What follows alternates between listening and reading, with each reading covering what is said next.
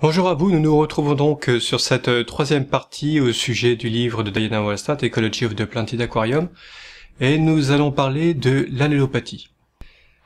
L'allélopathie, c'est la capacité qu'ont les plantes à produire divers composés chimiques qui vont influencer les autres êtres vivants, c'est-à-dire des plantes, des algues, des poissons, des crustacés et autres, aussi les micro-organismes. Le but de ces composés allélochimiques est d'améliorer la survie de la plante.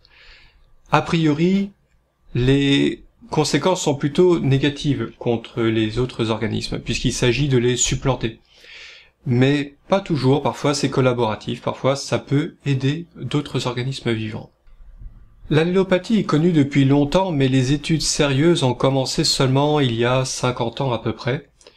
Donc c'est encore très mal connu, et c'est aussi un domaine très difficile à étudier parce que ses effets sont extrêmement subtils, comme on va le voir plus tard, avec des molécules qui ont seulement des effets inhibiteurs.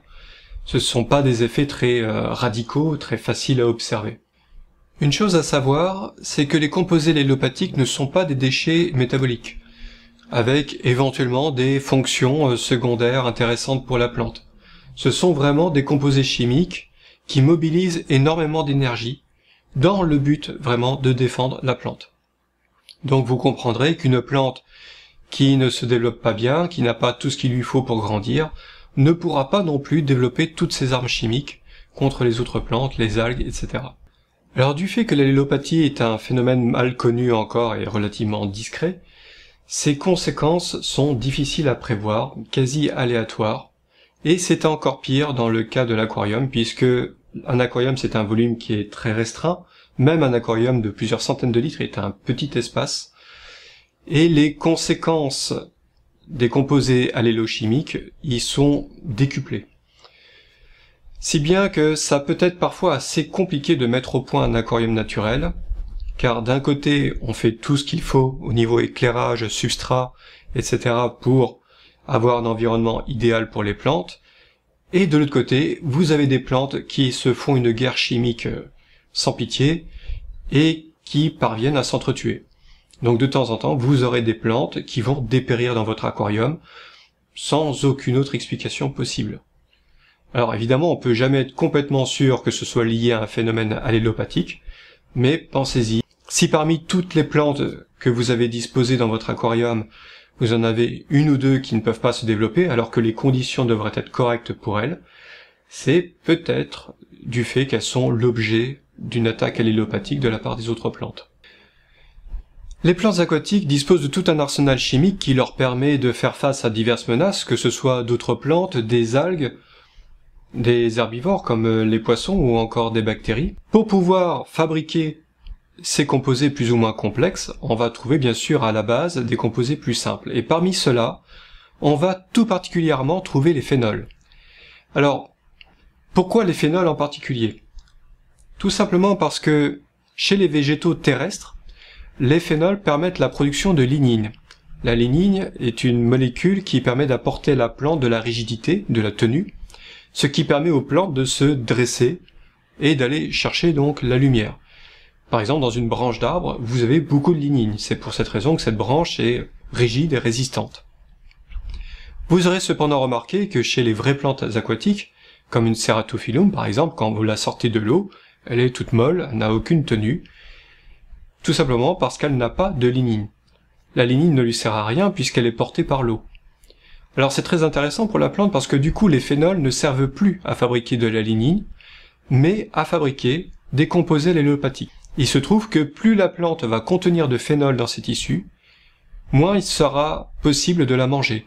Parmi les composés que l'on va trouver dans la plante, et qui va combattre par exemple les herbivores, nous aurons des tanins. Alors les tanins sont astringents, c'est-à-dire qu'ils vont apporter une sensation bizarre à l'animal au moment où celui-ci va consommer la plante, et comme cette sensation est assez désagréable, il va en principe cesser de manger la plante. Dans le pire des cas, les tanins peuvent carrément modifier le comportement de la flore bactérienne dans le tube digestif de l'animal et peut empêcher toute digestion.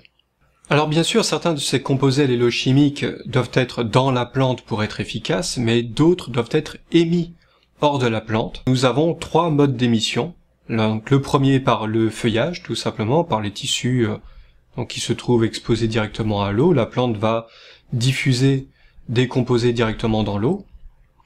Mais nous avons encore plus d'émissions au niveau des racines. La guerre se fait aussi sous terre. Et il y a un troisième mode d'émission qui est le plus efficace de loin, mais qui implique la mort des tissus, c'est-à-dire que lorsqu'une plante va perdre des feuilles, par exemple, eh ben, ces feuilles, en se décomposant, vont libérer d'un coup tous les composés hellochimiques qui sont stockés à l'intérieur, et c'est là qu'on va avoir le maximum d'efficacité. C'est pour cette raison, une fois de plus, qu'il ne faut pas trop nettoyer son aquarium. Si vous avez des feuilles mortes dans votre aquarium, ces feuilles, c'est l'occasion aussi de libérer tous ces composés hellochimiques qui peuvent contribuer, par exemple, à la lutte contre les algues. Alors, comme je vous le disais précédemment, l'étude de l'allélopathie est difficile car elle est de nature très subtile. Les composés chimiques produits par les plantes ont des effets inhibiteurs, mais faiblement inhibiteurs, et ces effets sont donc difficiles à observer et à mesurer. Toutefois, on peut remarquer qu'on peut avoir des augmentations d'efficacité, comme par exemple avec le cas de ces deux composés, l'acide gallique et l'acide caféique. Alors ce sont des composés que l'on trouve chez beaucoup de plantes, ce n'est pas exceptionnel. Certaines plantes en produisent plus que d'autres, ne me demandez pas lesquelles, je ne sais pas lesquelles. Et il se trouve que, pris seuls, chacun dans leur coin, ils font rien d'extraordinaire, mais la combinaison d'acide gallique et d'acide caféique est 6 fois plus efficace contre les cyanobactéries. Donc voilà pourquoi il faut multiplier les espèces de plantes dans un aquarium, car les combinaisons donc des divers composés allélochimiques que chacune des plantes va apporter vont être plus efficaces contre divers problèmes tels que les algues ou certaines bactéries, etc. Alors l'efficacité des plantes contre les algues est nettement avérée puisque on a pu constater dans des lacs par exemple que des plantes prédominaient largement dans ces mêmes endroits, donc il n'y a quasiment pas d'algues.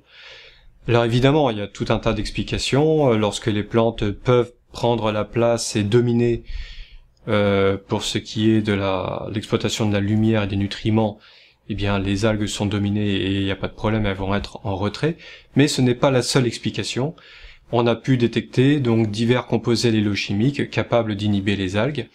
En particulier, il existe un composé, par exemple, qui est l'alpha-sarone, qui est capable d'inhiber environ 14 espèces d'algues différentes sur 19 testées. L'effet des composés allélochimiques est non spécifique.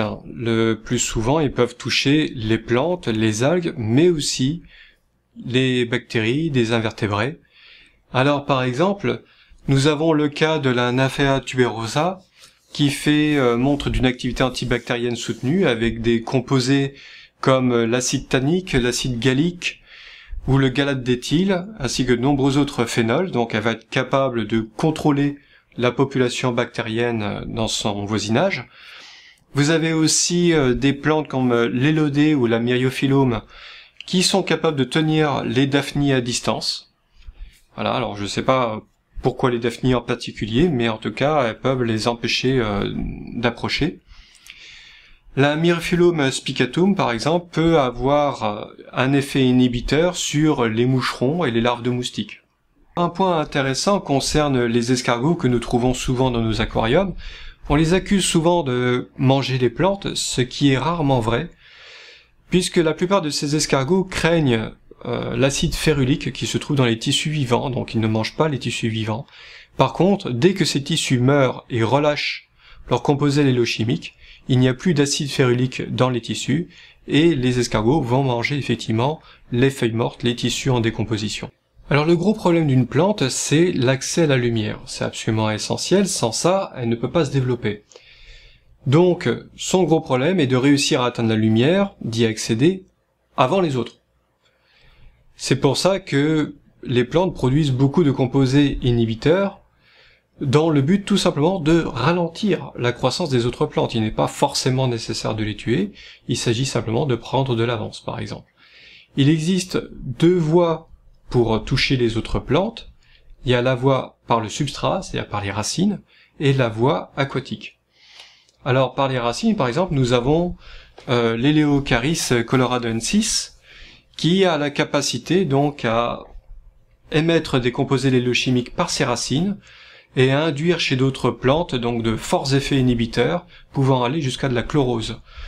De la même façon, donc par la voie aquatique, on peut avoir par exemple la Myriophyllum spicatum qui est capable d'inhiber la croissance de la Najas marina à tel point qu'on ne les retrouve pratiquement jamais vivant ensemble.